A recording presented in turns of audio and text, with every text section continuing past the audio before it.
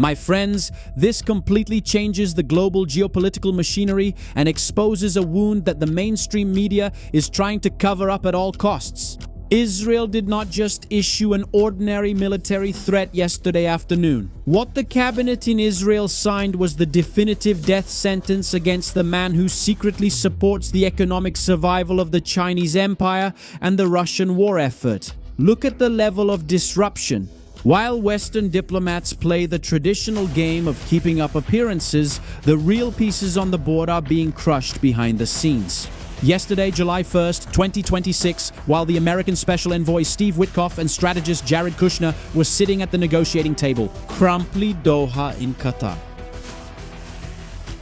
trying to patch up the fragile memorandum of understanding signed on June 17, which granted a short 60-day deadline to try to reach a definitive peace. The Israeli Defense Minister Israel Katz approached the microphone and issued a devastating decree that echoed like thunder from Beijing to Moscow. He formally declared that the new supreme leader of Iran, Mostaba is officially marked for elimination. Pay attention to the gravity of the situation. This is not new rhetoric, but the continuation of a relentless hunt.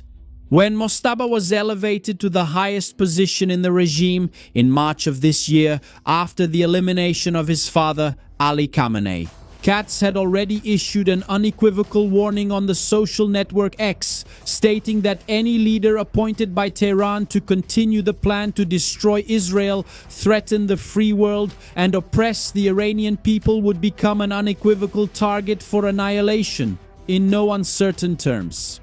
Tehran's response came within a few hours through the foreign minister, Abbas Araghchi, who tried to divert the focus from Israel and aimed directly at Washington. He wrote in brutal terms that the American president needed, get this, to muzzle his pets in Tel Aviv, warning that if the dogs ignored their owner, Iran would give a forceful and immediate lesson. Look at the psychological reversal. The regime tries to hide its internal panic by acting with imperial arrogance, treating a sovereign democracy like a lackey. Meanwhile, its own commanders of the Islamic Revolutionary Guard in the Strait of Hormuz are being mysteriously retired or eliminated in supposed car accidents. Did you see that yesterday? The truth in Ikru is that Iran knows its protection is over. And today we are going to expose the anatomy of this hunt, reveal the economic hypocrisy that sustains the axis of evil, and answer the most disturbing question of all. What happens when the most protected man in Tehran is wiped off the map? Now let's get to the action.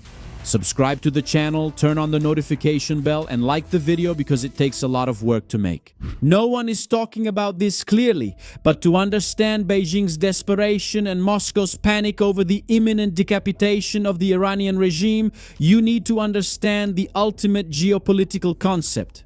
Iran has turned into the dragon's gas station. This is our metaphor for today, and I want you to drill it deep into your head. Iran is not an independent ideological actor.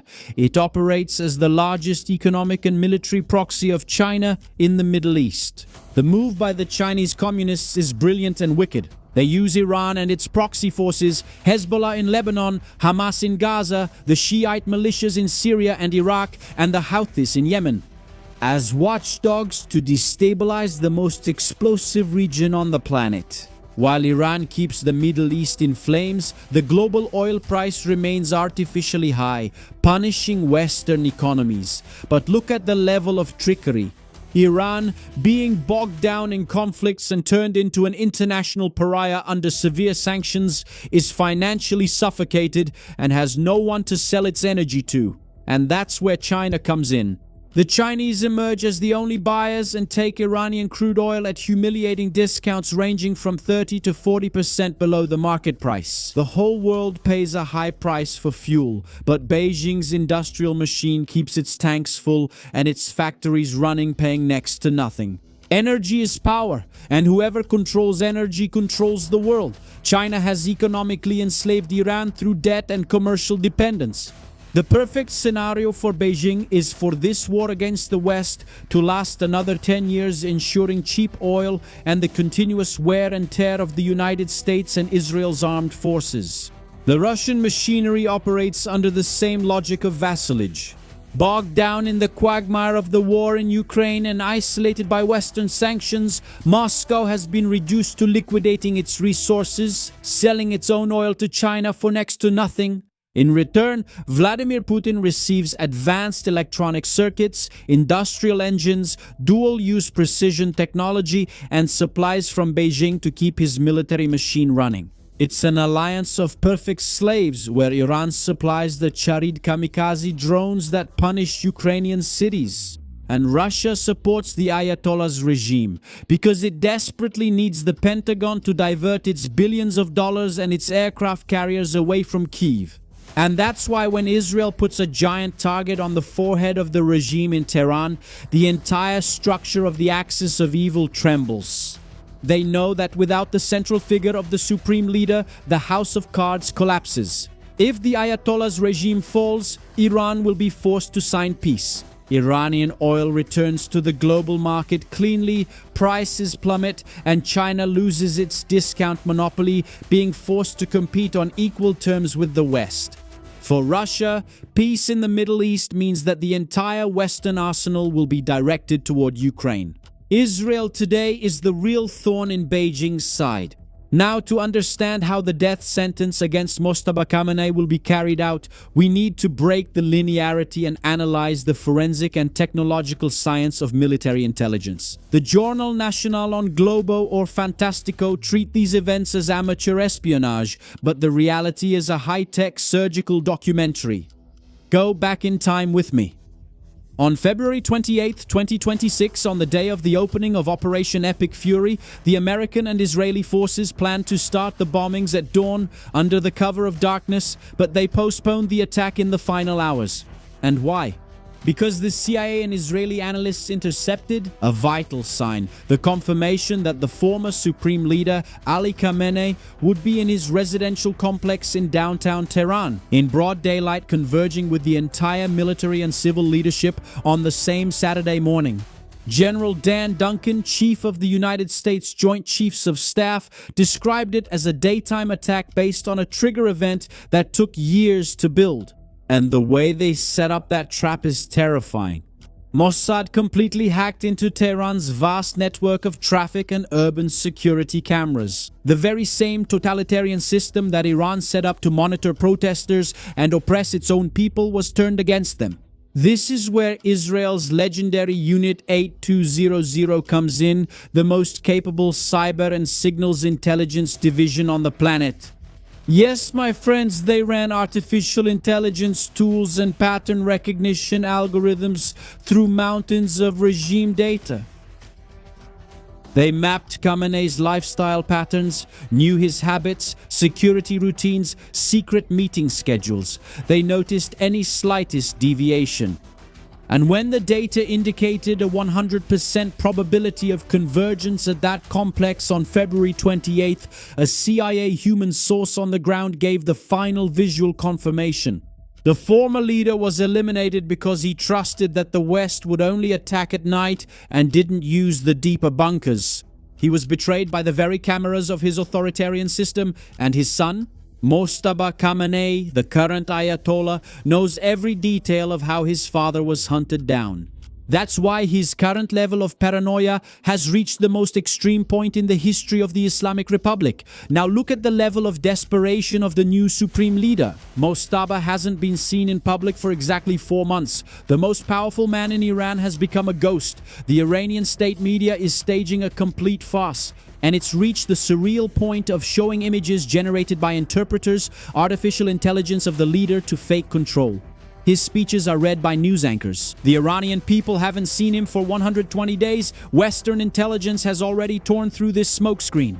American and Israeli security sources confirmed to the New York Times that Mostaba was seriously injured in that same attack in February. The United States Director of National Intelligence, Tulsi Gabbard, formally testified before the House Intelligence Committee that the new Ayatollah suffered severe injuries and that the decision-making process in Tehran is completely uncertain. The American ambassador to the UN, Mike Waltz, confirmed that Mostaba's injuries are actively stalling the peace negotiations. And the Iranian ambassador himself in Cyprus confessed to the Guardian newspaper that Mostaba suffered partial amputations and serious injuries to his arms, legs and hands. Has he turned into a human puzzle? There are medical reports indicating massive surgeries, a possible previous induced coma and the use of a prosthetic leg. His advisors try to downplay it, saying it was just a twisted ankle or a small crack in front of the ear. But the truth is, he turned into a box of Legos. Just a superficial injury?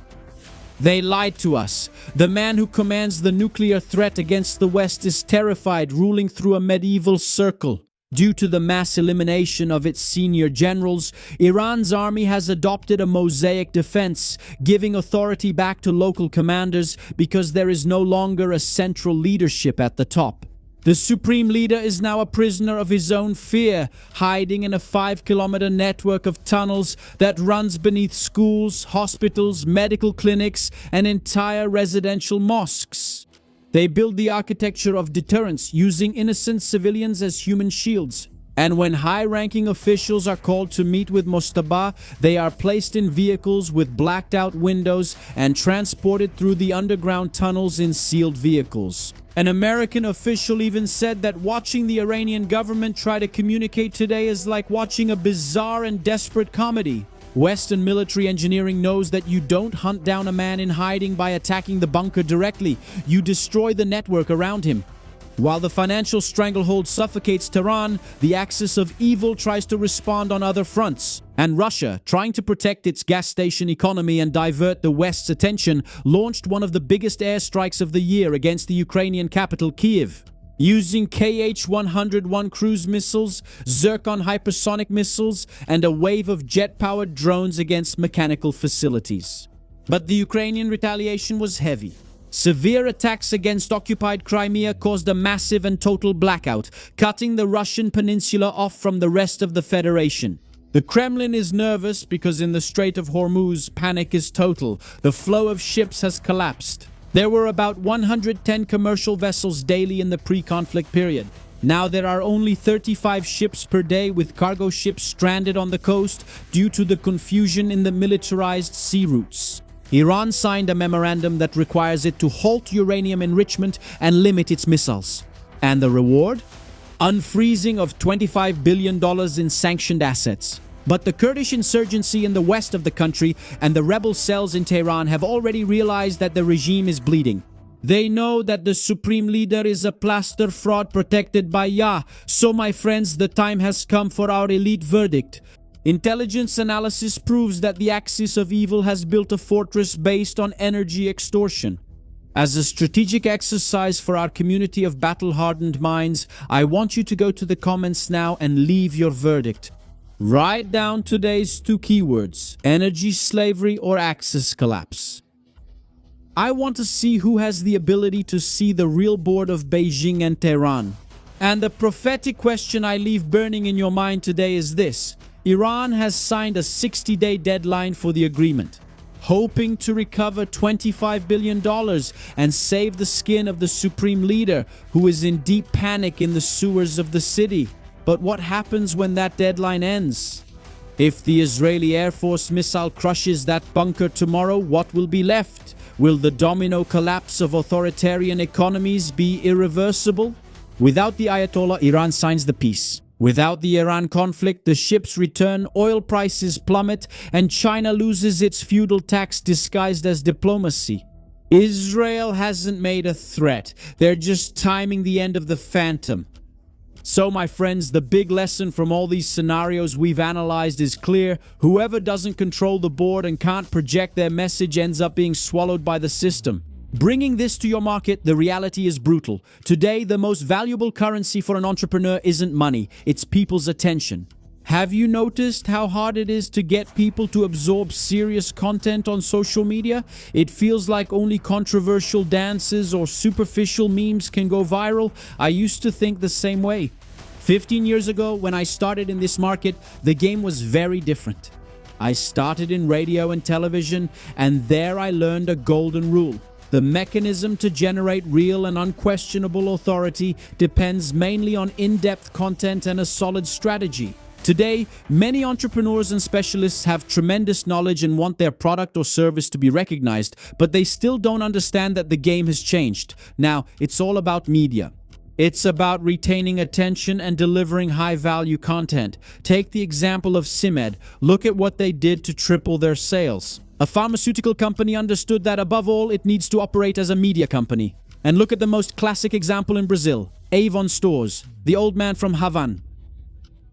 He opened one store after another, prospered, but he never stopped communicating with the people, with those who buy the product. And the harsh reality is this, my friends. Your identity cannot be outsourced to an agency. And the harsh reality is this, my friends. Your identity cannot be outsourced to an agency. The business owner needs to put himself out there. He is the one who needs to guide the vision of his company. And to have this clarity, to show the strength of your identity, you need to understand that the days are over when you could just record a video any way you wanted with your phone, with no authority at all, and still make sales. Today, this digital space is brutal and fiercely competitive. It demands absolute professionalism. So, if you want to gain authority, show your work in a serious way, and stop losing ground to less prepared competitors, you need to make the algorithm work for you. It's this mastery that allows you to have more margin, serve the best clients, and gain access that was previously completely restricted. I'm absolutely sure that you understand everything I'm saying. Your only problem is that you don't know how to put this into practice. And the real product you need isn't a recorded course. It's your definitive transformation into an authority in your market. And that's exactly why I created the Furando a Bolha workshop. On July 12th, I will hold this workshop 100% in person, face-to-face with me at my professional studio in Curitiba and with my team. It will be a hands-on session, limited to only 10 people.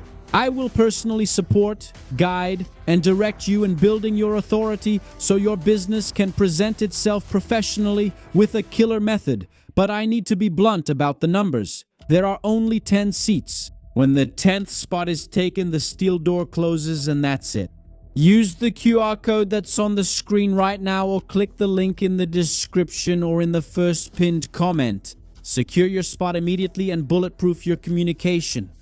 And for those who like movies but don't want to waste time looking for something cool on Netflix, Amazon, or any streaming service you subscribe to, we've solved your problem. Yes, we created our own channel with tips on series and movies. Everything is already filtered. Just sit back and enjoy with your family. Tough movies that crush woke culture, no whining. I can guarantee you that. So, the link is in the description, in the pinned comment, and in the card that will appear on your screen. Now, subscribe to the channel, turn on the notification bell, and give the video a like. Don't forget, okay? Shield your mind. I'm Shimon Oliveira, and I'll see you in the next video. Atela.